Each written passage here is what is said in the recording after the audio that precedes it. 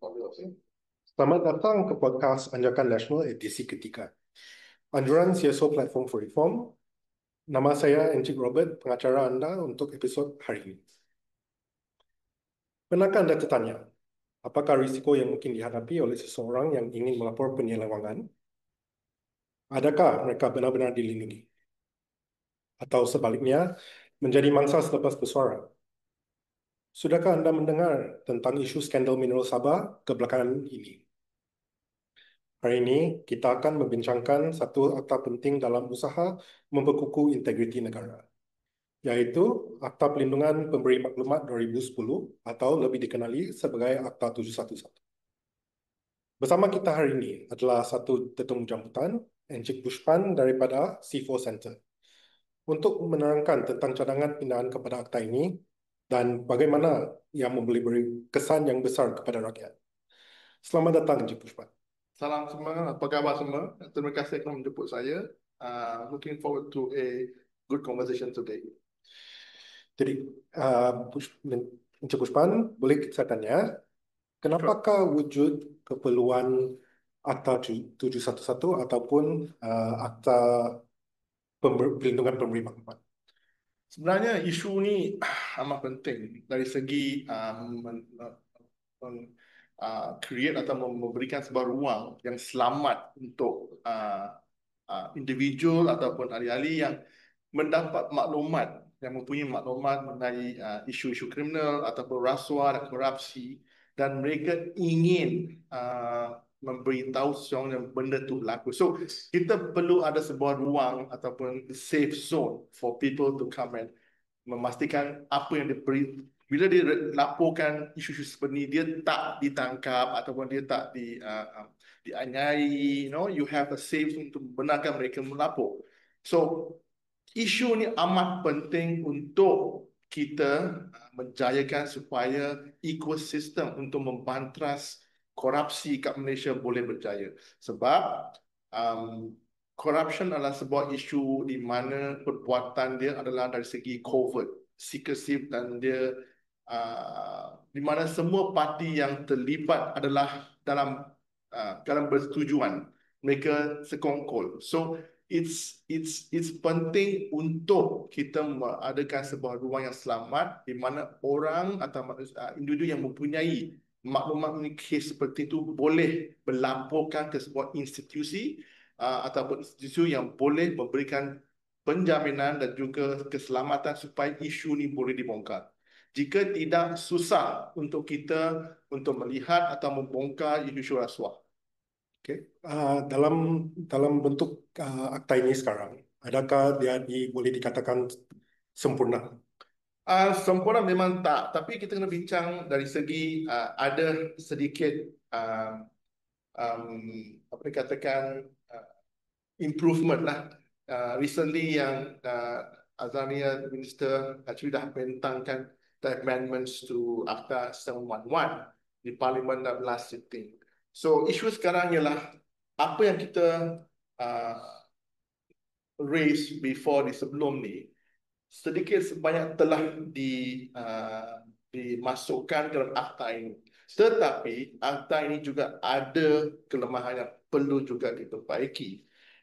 Sebagai contoh, mana isu-isu yang telah dimasukkan ialah Proviso Section 6, di mana jika ada bertentangan dengan akta lain, pemberi maklumat tidak akan diberikan perlindungan. Proviso itu telah dikeluarkan. So that's a good move. I think that's di mana kerana telah mengambil nasihat ataupun our points to actually remove that section daripada akta dan proviso.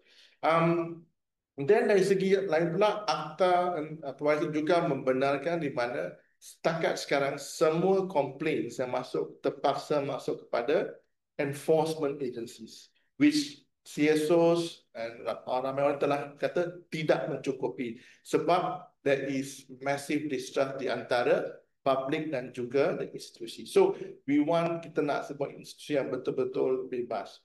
Dari segi itu ada pencapaian di mana mereka kerajaan telah bersetuju untuk meletakkan sebuah agensi di mana, or central agency, di mana semua pelapor boleh melaporkan terus kepada central agency ini. Tetapi isu ni ialah dua perkara. Satu, central agency ini belum lagi di create ataupun di establishkan, dan juga komposisi untuk central agency, siapakah komposisi itu. So CSO telah meminta supaya sekurang-kurangnya CSO dibenarkan menjadi ahli dalam task force ini, supaya kita boleh memberi maklumat, kita boleh beri cadangan, dan boleh memartabatkan the whole institusi when we go forward sebagai central agency. So those are antara isu-isu yang saya rasa telah dibangkitkan terdahulu dan ada sedikit penambahbaikan. Tapi walaupun ada penambahbaikan, tapi ada juga isu yang kita harus melihat dari segi language.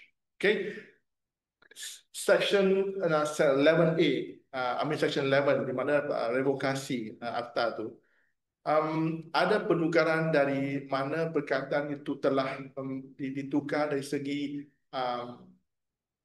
to memakai the word use willfully. Okay, willfully. Now, I don't know how to terjemah willfully dalam bahasa Melayu, tapi dalam bahasa Inggeris, I think willfully is sesuatu yang di mana ada niat, and it's very difficult untuk memutuskan bahawa ada niat suatu perkara. So if there is a revocation in your protection dalam akta ini, atas yang one amendment cases ini, jika alasan itu ialah there is willful contribution or willful participation, bagaimanakah seseorang itu dapat membuktikan bahawa itu bukan sebab ataupun dia memang tak terlibat? Adakah kerana dia seorang pekerja yang diarahkan oleh majikan untuk membuat benda itu, adakah dia terlibat? So dari segi itu, definasi willfulness itu amat besar dan susah untuk kita untuk mentafsirkan macam mana dia boleh berlaku. So bagi kita, seharusnya pertimbangan ialah the whole section kena keluarkan. Sebab bagi C4 sendiri, mungkin ada bercanggah dengan CSO lain. Bagi C4 sendiri, tujuan Whistleblower Act atau Akta 71 adalah untuk melahirkan sebuah sistem ataupun safe zone di mana whistleblower boleh whistleblow, walaupun dia berkait ataupun menjadi salah seorang daripada participant in the whole Corruption Act. So walaupun itu berlaku, tetapi ruang itu harus diberikan untuk dia untuk melaporkan sesuatu yang berkaitan dengan rasuah. Ini adalah sebab rasuah adalah sebuah criminal element yang sedikit sebanyak berlainan dari akta-akta lain. Sebab rasuah adalah di mana parti-parti yang berkongkol adalah dalam keadaan bersetuju. They all part and parcel and complicit dengan whole process of corruption itu. So, jika sesiapa yang terlibat dan ingin melaporkan diri, melaporkan kegiatan itu, dan dia pun akan terkena, kemungkinan besar kita tak akan dapat bocorkan atau membongkarkan isu rasuah yang besar sebab they all part and parcel. Dia bukan sebuah crime di mana saya mencuri dan orang tu yang dicuri. So there is contradiction. Dia ada bertentangan. Sekarang pula kita berkongkol, kita gang, kita sama-sama buat benda ni, kita nak dapatkan duit rasuah. So if you do not atau tak membenarkan somebody who is dah terlibat dan ingin nak membongkarkan benda tu, and you tak bagi protection, sebab definasi itu terlampau susah, dan siapa yang akan datang untuk membongkarkan kes-kes besar? Sebab kes-kes besar susah untuk kita melihat dan bongkar. So if you don't have that safe zone, that protection, orang tak akan bongkar. Seperti yang kita nampakkan dalam kes kebaruan ni, dalam Sabah Mineral, kes Sabah Mineral, itu whistleblower telah mendedahkan dirinya walaupun setengah baki saja tentang isu korupsi di Sabah, kan? Bagaimana, adakah ini juga terlibat dalam apa yang Encik membawa sekarang ini? Sebab dalam yang kita sebutkan nampak, dia akan dibawa charge dalam mahkamah, walaupun belum ada tuduhan apa-apa yang dibawa. Okay, if kita ikut akta sekarang yang telah dibuat akta sekarang lah, apa yang dah lulus dan aplikasi sekarang, dia memang tak akan dapat protection. He is part and parcel, dia tak akan dapat. Okay, so isunya sekarang ialah ataupun debat sekarang ialah yang berlaku sekarang ialah, adakah seorang yang seperti yang Sabah whistleblower ni patut diberikan perlindungan? Ada yang cakap kenapa pula ini isu moral sebab benda tu dia terlibat, dia tak dapat, so dia nak whistleblow semua. So I think kita kena harus bezakan isu-isu yang lain ataupun criminal offence yang lain dengan rasuah. Rasuah is unique. Kalaulah bayangkan kalau this whistleblower tak membongkarkan isu ni, adakah kita akan dapat bukti? Tak dapat. We will never get evidence of this. This is direct evidence yang kita dapat, video recording yang dia terlibat. Jika dia tak terlibat, tak mungkin kita akan dapat bukti-bukti seperti ini. Sebab itu, isu korupsi kita harus memikirkan dari segi di mana konteks corruption itu berlaku. It's always done in secrecy. It's very difficult untuk jadi member to know what's happening unless you are terlibat. So this is a good example di mana orang yang terlibat tu memberi rasuah. Sekarang dia tak dapat, dia nak bongkarkan rasuah tu. So dari segi itu, if tujuan kita ialah untuk membongkarkan rasuah dan memecahkan ekosistem rasuah, kita harus memberikan betul perlindungan kepada dia. Tapi mungkin jenis perlindungan itu boleh berbeza. You know, the degree of protection mungkin berbeza. So not maybe sampai to protect his life, to protect his family, kita boleh membezakan. Bezakan dari segi, okay, kerja dia ke, business dia ke, we don't protect all those things. So kita kena ada sebuah structure di mana kita kena memahami apa tujuan sebenarnya untuk menjadikan Akta Seven berjaya. Is the intention untuk membenarkan sebuah ekosistem untuk orang ramai untuk membongkarkan isu ni. Now, one more point saya nak also raise point There is a United Nations punya resolution, UNCAC, resolution 10/8, di mana mereka telah agree on a point bahawa perkataan good faith dalam segi whistleblower ni, di mana dia good faith itu bermaksud jika maklumat yang berkaitan dengan rasuah itu dipercayai sebagai maklumat yang betul dan sah, dia harus diberikan perlindungan walaupun apapun tujuan motif dia. So, kena ingat UN resolution dah keluar 10.8 di mana motif untuk melaporkan itu tidak penting, tetapi adakah informasi itu benar dari reasonableness. So even in that point, dah nampak tujuan akta ni adalah untuk membenarkan sebuah ekosistem di mana maklumat boleh diterima. Now, apa yang kita adalah perdebatan yang tak berkaitan langsung. Isu morality, isu dia tu terlibat, kenapa dah bagi protection kat dia. So, isu-isu yang tak berkaitan. Kita nak memastikan dan ada maklumat tempat selamat dibenarkan untuk mereka melaporkan. Isu jenis perlindungan boleh dibincangkan. Apa yang boleh diberi dalam kes ni. So, kita ada framework. So, I think kita kena ingat, faham apa maksud whistleblower dan kenapa pentingnya untuk mengadakan sebuah framework yang amat selamat. Now, dari kes yang Sabah tu kan, mungkin tambah sikit lah. Kenapa orang ramai selalu pergi ke media? Why? Kenapa orang ramai pergi media? Itu soalan yang kita harus tanya diri kita sendiri, dan sebagai sebuah institusi, you have to ask yourself juga, why people go to other places? Why they go to media? Because tahap kepercayaan terhadap institusi itu amat lemah. Terutamanya bila ada kes-kes politik. So, how do we bendung benda ni? Make sure that ekosistem itu benar-benar selamat supaya they can come out and complain. Now, that's my point lah, rasa dari segi Sabah case tu. Adakah ini boleh dikatakan sama dengan aspek amnesty? Sebab apa yang kita bincangkan sekarang tentang order of protection. Contohnya, sekiranya saya melepaskan informasi tentang kesalahgunaan kuasa ataupun whistleblower, um, tapi saya tidak semestinya diberikan protection, adakah ini bersama dengan unsur amnesty?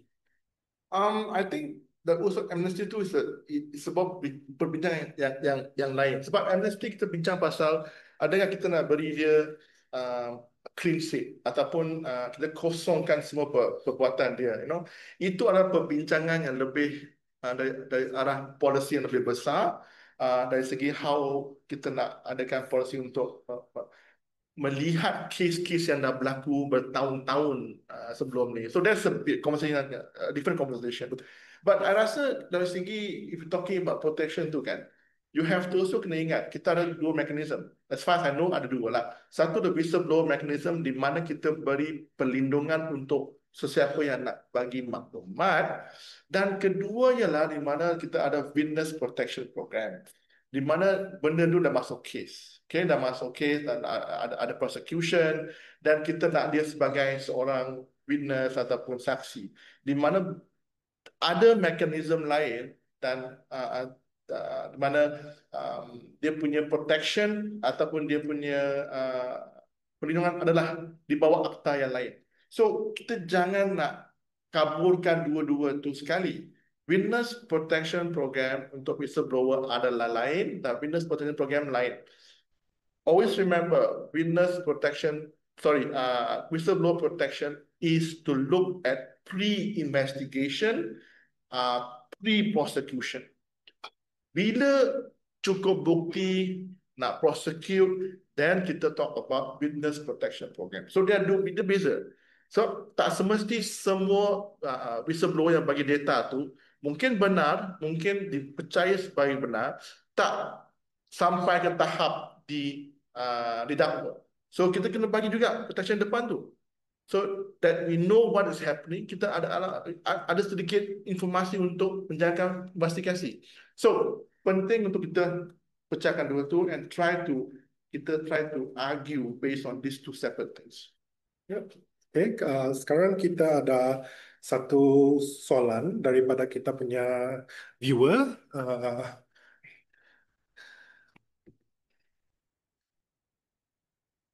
Okay. Jadi, but I rasa isu amnesty itu pun dari segi dasar yang besar mungkin harus juga dipertimbangkan dengan kriteria-kriteria yang penting. Sebab Malaysia ni satu sebab Malaysia saya penting lah, kita kena harus ingat, we are not dealing with isu-isu yang petty corruption tau. I think dari segi MACC punya akta tu, petty corruption tu itu berlambak. Kita mempunyai akta yang secukupnya untuk membantah benda tu, and I think that enough work has been done.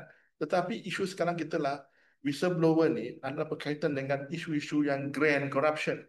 Kita dah ada banyak grand corruption sampai sekarang, tapi only one guy has been in jail for grand corruption, which is our ex-Prime Minister, Najib Razak. Kan?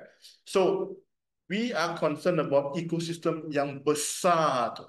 Keselamatan whistleblower dalam segi konteks yang itu. That's where we want to make sure institusi itu benar-benar bebas dan terus supaya grand corruption yang besar macam mana boleh dibongkar kan. At this point in time, susah. Everybody will be afraid. Semua takut. Okay? faham.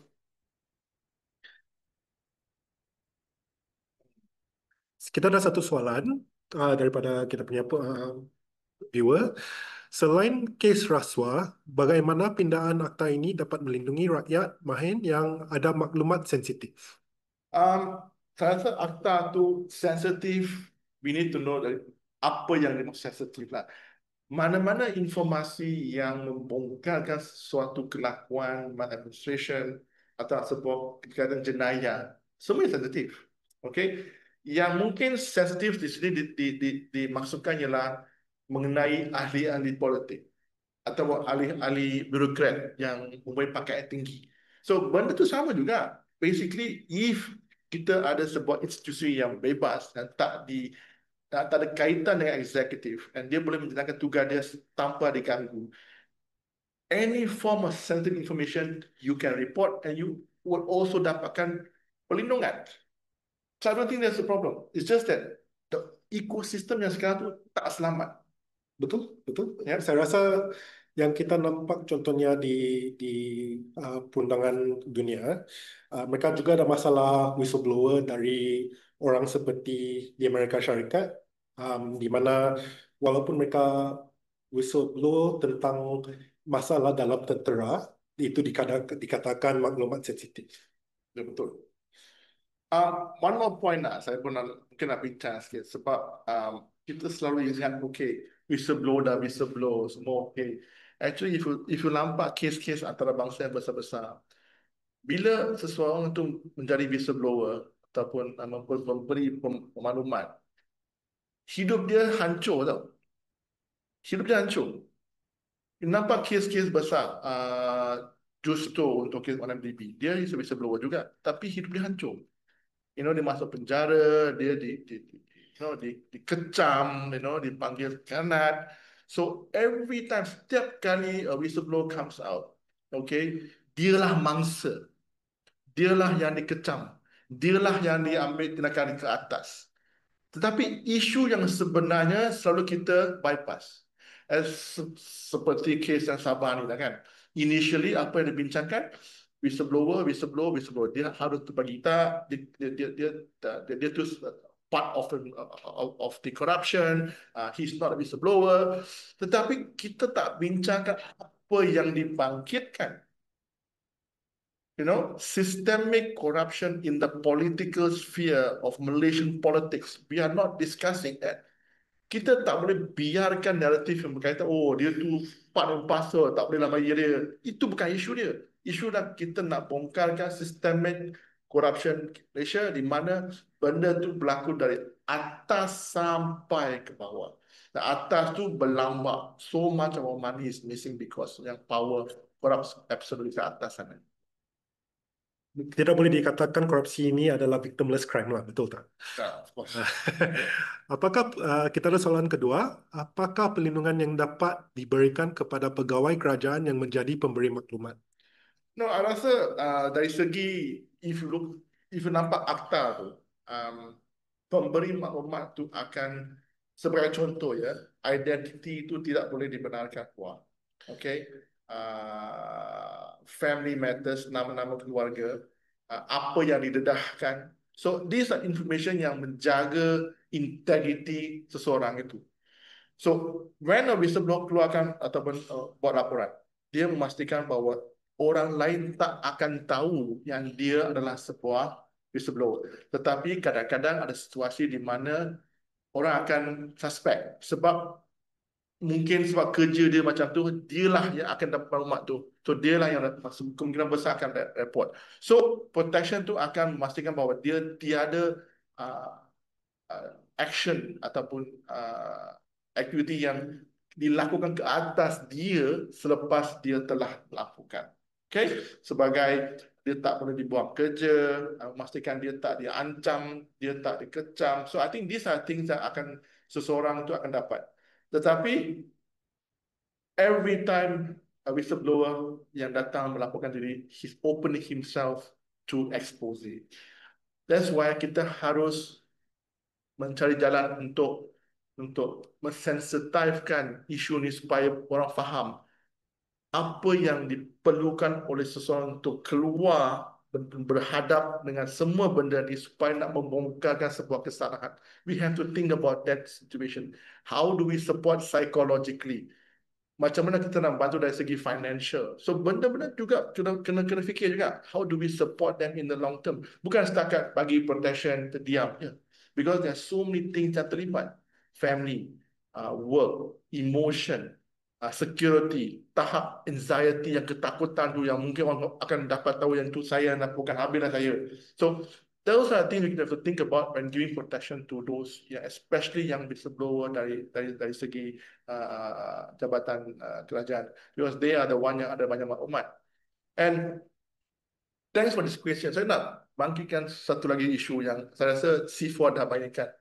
Ada Akta 203 Section A, Section 2 203A di bawah penal code, di mana akta tu, amendment tu berlaku setelah kita mengeluarkan akta 711. Okay? Di mana dia bertujuan untuk, bagi kita lah, bagi C4, untuk melahirkan sebuah lapisan di mana dia boleh digunakan untuk merangkap semua civil service supaya apa-apa kenyataan yang dikeluarkan atau informasi yang dikeluarkan, walaupun dia OSA ke tak OSA ke, dia akan terperangkap dalam section ini, dan jika didapati yang dia telah mengeluarkan informasi di mana tempat dia bekerja, that person can be fined 1 juta dan juga ada term jail. So it create sebuah layer di mana another layer of fear. Okay, sebuah lagi layer di mana ketakutan tu akan diberikan kepada setiap civil servant yang nak melaporkan diri mereka. So these are all ecosystem yang tak harus ada di dalam sebuah mekanisme untuk whistleblower. We need to ensure that the whole system is transparent. It allows people to come and report. And tempat tu adalah sebuah zon yang selamat. Betul? Saya rasa masalah yang dibenarkan ini berkenaan dengan apa unsur politik yang dibawa kepada pemberi maklumat, dan ini tidak adil dikatakanlah sebagai cara berpolitik, sebab maklumat itu penting untuk keterangan kita semua. Ada lagi satu soalan. Ada ganjaran untuk pemberi maklumat? Bagaimana skala ganjaran untuk pemberi maklumat ditetapkan? Okey, dalam akta yang amendment ni ada plans lah, ada tujuan untuk melahirkan sebuah sistem di mana ganjaran diberikan untuk incentivize individu untuk melaporkan diri, melaporkan kes-kes seperti ini. Tapi bagi C4 itu bukan benda yang penting. Benda yang penting adalah dua fold. Satu adalah ekosistem di mana seorang pelapor itu berasa selamat dan keselamatan dijamin. Itu pertama. Dan kedua,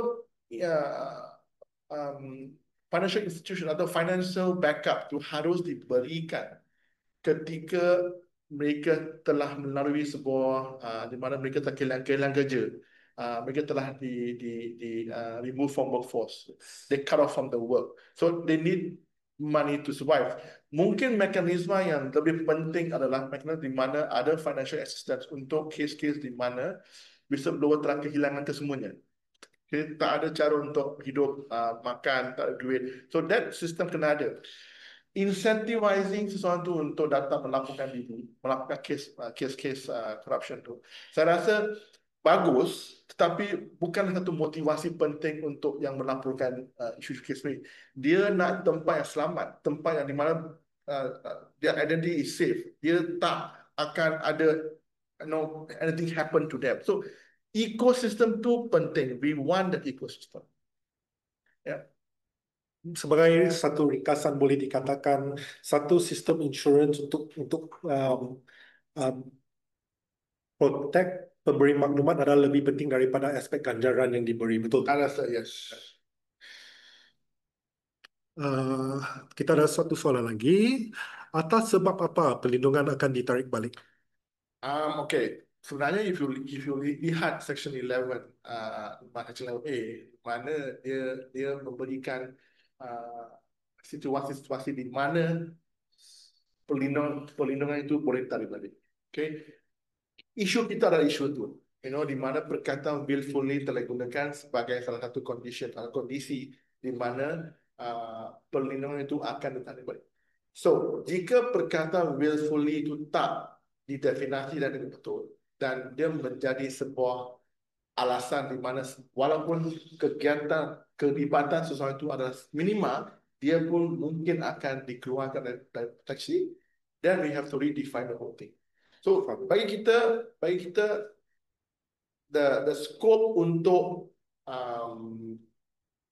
revoke ataupun menarik balik protection itu amat besar, and susah untuk kita nak clarify dan definasikan dia, so that there is no challenge. Kita tak mampu nak untuk beritahu, okay, sebenarnya saya tak terlibat, tapi you yang kata saya terlibat. So how do I challenge that? macam mana saya nak ubah pemikiran itu? Tak boleh. Susah nak dapatkan, nak bagi evidence. So, secara keseluruhannya, bagi kita, Objective Whistleblower Act Akta 2011 adalah untuk membenarkan ekosistem di mana sesiapa pun terlibat ke tak terlibat ke memberi maklumat yang boleh membongkarkan systemic corruption kat Malaysia. Itu yang penting. Degree yang protection tu kita boleh asingkan dan bagi apa yang berpatut dan kepatutan. Jadi mengikut kefahaman saya, apa yang kini terhadap pengecualian protection itu bergantung kepada niat di mana sepatutnya berlaku. Pengecualian itu khas tertakluk kepada jenis-jenis pengecualian.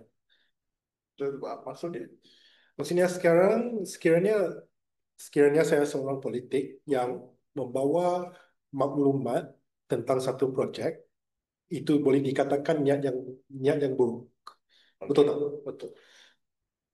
Manakala contohnya saya seorang kontraktor yang juga terlibat dalam kerja-kerja politik. Uh, Jika saya memberi maklumat, bolehkah itu dikatakan satu pengecualian? Boleh, sebab definasi tu broad. Dia definisi itu terlampau luas. So, jika saya tak nak bagi passion, saya cakap, okay, you are contractor, you yang ada kaitan dengan politician, you bagi duit suapan ke dia, you pun terlibat juga. So, you tak akan terima protection. We have to charge you in court. So, that is apa yang kita kena faham dari jenis isu korupsi dengan criminal activity lain. It's berbeza. Berbeza. Betul. So, I think, how much time we have? Yes. Okay, still have time. We still have a bit of time. Okay, we'll take two more questions. Jadi soalan yang satu lagi, ada agensi khusus di mana pemberi maklumat dapat terima perlindungan? Akta yang sekarang dia taksirkan sebagai any enforcement agency. Bermaksud contohnya polis, custom, MACC of course, dan juga immigration. So mana-mana agensi yang mempunyai kuasa untuk melakukan penyiasatan, selalunya dia mempunyai hak untuk menerima dan memberi perlindungan.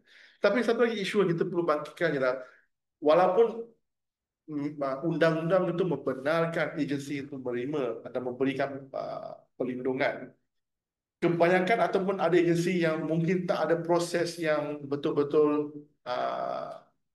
selamat untuk memberikan perlindungan. Sebagai contoh, ada agensi yang tak ada proses untuk memberi maklumat, dan apa yang dia buat ialah mungkin dia akan refer kes tu, okay, kalau kes tu berkaitan dengan sedikit criminal issue, pergi commercial division, ataupun kes rasuah, pergi ke MACC. So, proses tu pun kita harus tengok at this point, setakat sekarang, adakah semua agensi yang mempunyai hak untuk menerima dan memberikan perlindungan tu mempunyai proses yang selamat?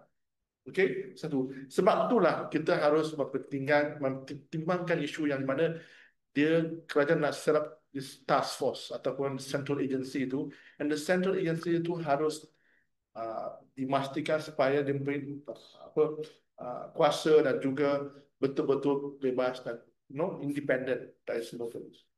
Sebab itulah saya rasa Tuan Bushman cakap tadi tentang penubuhan satu agensi yang khas untuk memberi maklumat, betul tak? Ya, central agency. Central agency, ya, betul. Yang setakat ni dicadangkan. Saya rasa mungkin cara tu akan berjalan. Dicadangkan supaya diletak di bawah sebuah institusi baru yang dikatakan ombudsman. So, mungkin cara itu bagus. Di mana dia, jika ombudsman itu adalah sebuah institusi yang benar-benar bebas dan independen, then it's a very good idea. C4 has been pushing for the ombudsman and working very hard dengan Bayu and all the other agencies here. So untuk memastikan bahawa ombudsman itu adalah sebuah institusi yang mungkin kali pertamanya sebuah institusi yang betul-betul bebas daripada influence dan juga campur tangan eksekutif. Jika kita boleh percaya dan pastikan itu berlaku, Dan whistleblower sebagai sebuah komponen di bawah masuk mungkin boleh berjaya juga. Sebab dia menjadikan sebuah avenue atau ruang di mana uh, komplainan boleh dengan selamatnya pergi ke sebuah zon yang selamat dan melaporkan apa yang dia nampak. Faham? Ada satu soalan sampingan yang berkenaan. Bolehkah pemberi maklumat pergi ke beberapa agensi untuk dapatkan perlindungan maksima? Nah, Maksudnya dia mau pergi banyak lah. Maybe sisi polis satu kali lah sekampung kan. so actually benda tu mungkin berlaku sebab secara amnya ada tadi kan ada agensi yang mungkin proses itu tak cekap atau proses itu mungkin tak mature lagi and you tak rasa dia akan uh, investigate. So sebagai seorang yang ingin isu itu dibangkitkan, saya akan cari ruang yang sebanyak boleh. So if the central agency ataupun dia pun enforcement agency, I will go to all. So untuk memastikan benda tu dilapor ataupun disiasat. So of course we will do that. But if jika institusi itu mature, independent, bebas, tak perlu buat tu. Tapi itulah sebabnya kalau kita bergantung kepada agensi-agensi untuk um, untuk enforce itu uh, protection, terjadilah masalah begini, betul tak? So, I agree. Jadi last punya question kita ada, kalau memberi maklumat yang rahsia di bawah undang-undang, adakah beliau masih layak dapat perlindungan? Okay, ini soalan yang mungkin perlu dibincangkan lebih sikit. Disebabkan ialah di mana um, di bawah akta yang sebelum ni, sebelum dimasukkan amendment tu, um, tak boleh. Bila ada bercanggahan ataupun bercanggah dengan akta-akta lain, OSA ke, 203A ke, atau any other Financial Institution Act, you tak akan dapat perlindungan. So, salah satu isu yang kita bangkitkan selama ini ialah untuk memastikan walaupun there are conflict of laws, whistleblower atau akta 711 harus juga menjadi tunggal utama lah. So to make sure that protection is given even there is walaupun dia ada percakapan. So antara kesan ataupun inisiatif yang baru yang untuk ni ialah di mana akta yang di amendment baru masuk ke table ni yang baru ditibulkan adalah itu ada mengatakan bahawa proviso tu dia akan keluarkan proviso tu di mana jika ada percakapan tidak akan diberikan perlindungan. So itulah dikeluarkan. So that's one good move dari segi from the government to remove proviso 6 akta tersebut. Saya rasa begitu saja yang kita ada masa untuk sekarang ini. Terima kasih Encik Usman untuk kongsian yang jelas dan bermakna. Saya rasa mengikut kita punya perbincangan ini, memang akta ini sangat luas dan boleh menjadi um, unsur protection kepada kita semua rakyat jika kita mau administration yang lebih mantap lah. Betul tak? Betul. Dan jelas bahawa pindahan kepada Akta 711 ini bukan saja soal teknikal tentang undang-undang, tapi juga berkenaan integriti negara. So, jika Encik Usman ada apa-apa yang boleh kita katakan untuk kita punya rakan yang sedang menuntut. Mungkin last point ialah kita kena support any initiative yang untuk memajukan Akta 711 kita harus make sure that amendment yang berlaku sekarang harus diteliti dengan lebih baik dan jika boleh kita nak maybe create a campaign untuk memastikan isu-isu seperti Section 11A itu dibangkitkan dan dikembalikan untuk lebih banyak diskusi ataupun dasar yang penting untuk memastikan benda itu betul-betul komprehensif and doesn't have any form of ambiguity di mana you are going back to status quo. No, tak ada walaupun ada pertukaran language tapi implikasi itu benda yang sama. Okay, so I think we should work towards that. Jika orang ingin mengetahui tentang kembangan apa-apa ni, boleh mereka ikuti C4. Ya, kan. Please datang refer C4, contact any of our staff. Kita mempunyai report-report ataupun laporan yang telah mengkaji isu ni dan kita boleh share dengan rakan-rakan semua di luar sana. Also kita boleh buat campaign if you nak supaya isu-isu yang lebih penting boleh dikaitkan dengan whistleblower dan bagaimana kita boleh nak memastikan yang Whistleblower Act ni betul-betul bergunalah dari segi untuk melawan korupsi. Baik, terima kasih. Jadi begitu sajalah kita punya kandungan untuk episod ini. Teruskanlah mengikuti kami di media sosial dan kongsikan podcast ini. Jadilah sebahagian daripada gelombang pembaruan institusi di Malaysia. Terima kasih. Thank you. Terima kasih. Good job.